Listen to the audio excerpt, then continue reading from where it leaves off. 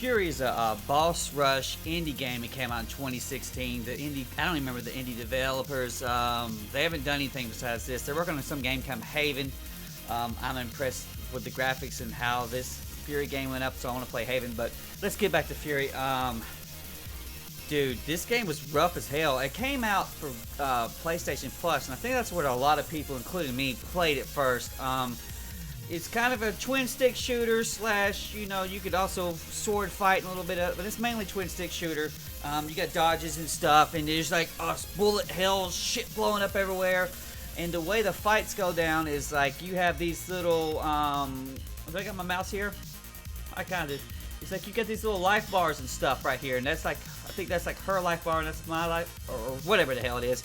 But these life bars are like sequences, and it's kind of like a tug of war. If you take your character's their life bar out, you'll go to a different sequence, right? And so then you'll fight the boss in a brand new technique. It's almost like a mini stage or whatever it is, and sometimes it's radically different than what the rest of the boss fight is.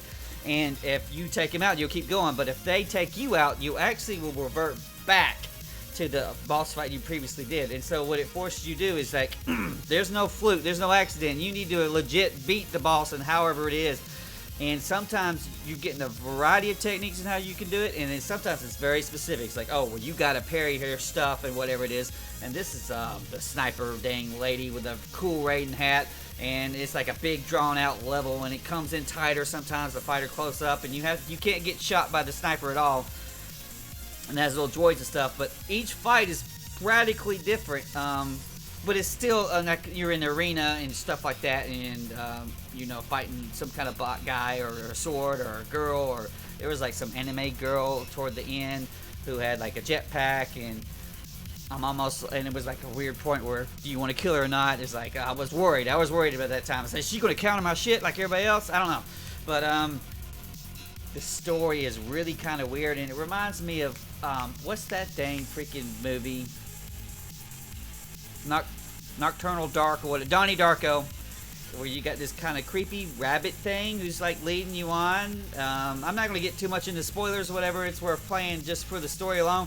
It's really bizarre, and he's like a great narrator, and you'll have like between the fights to try to calm you down because you just fought some of the hardest shit you've ever done.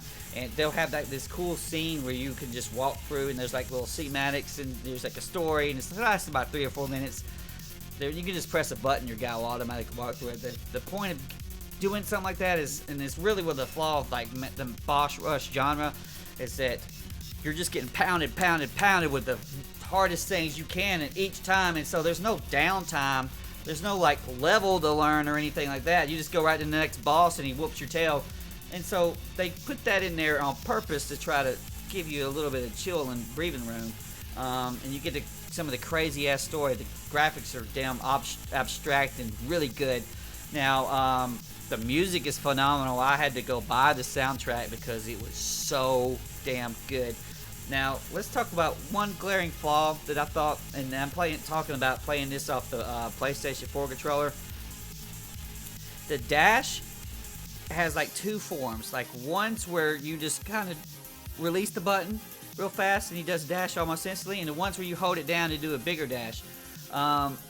It's kind of hard to learn when you're frantically doing a bunch of shit to try to do the little dash instead of the big dash, because if you hold that button down, he's going to charge up, and so you have to release it. Releasing it is as important as pressing it down. And that's, I think, is a pretty big flaw in this game, especially when you're doing just crazy shit and it's like real fast, and you got to be split second dash like right here, dodging the bullets and stuff. And you just, if you're dashing with the I think it was one R2, maybe it'd have been L2, but if you're dashing with the big trigger on PlayStation, that's a long press down to release, and so what happens is you would normally screw it up. I think that's probably the main flaw of this game. And another thing is the back and forth between the characters, and you're doing the same area one over again. So you're fighting the same boss part of the boss where you figured out, and as you move forward, you're forced to fight something you're not used to, and you kind of lose real fast, and you get pushed back, and it's like this tug of war could get frustrating over time because you're stuck at one part where you don't get much chance to figure it out, because it can be a quick and brutal, just like here you go, you're dead, and until you figure out how they want you to do it. All kinds of way to fight. So you can shoot your gun, you can shoot your sword, you can like have a charge up like sword attack. There's like a lot of things we're using to flex, like what's going on right here. Brian, get off the damn top. Brian's interrupting the damn video.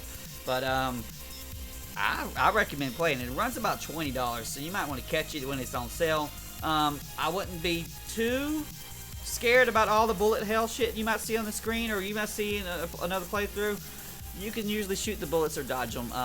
It's not like really a Japanese bullet hell, like where it's just vicious, like a shooter. But it puts a lot to you, and it's very, very tense. I highly recommend it. Kitty's giving it the paw up. Brian's giving it the most of the paw up, but he's not happy with the damn how the damn dodging has handled in this game at all. Now, I think the next game is Haven, is due for 2020. I don't even know what it is. They haven't really made that much. You might want to visit your page. I don't remember the game developer's name, honestly. Just type in Furi on Steam, you'll get them. But what's next? Is it Furi? It ain't Furi 2, but is Haven gonna be good? I looked at the graphics and they're like Furi, so I'm interested. The graphics in this game are great. The soundtrack was great. So it's rough to give it a good run through if you can. Catch it when it's on 50% off. So thanks guys, bye.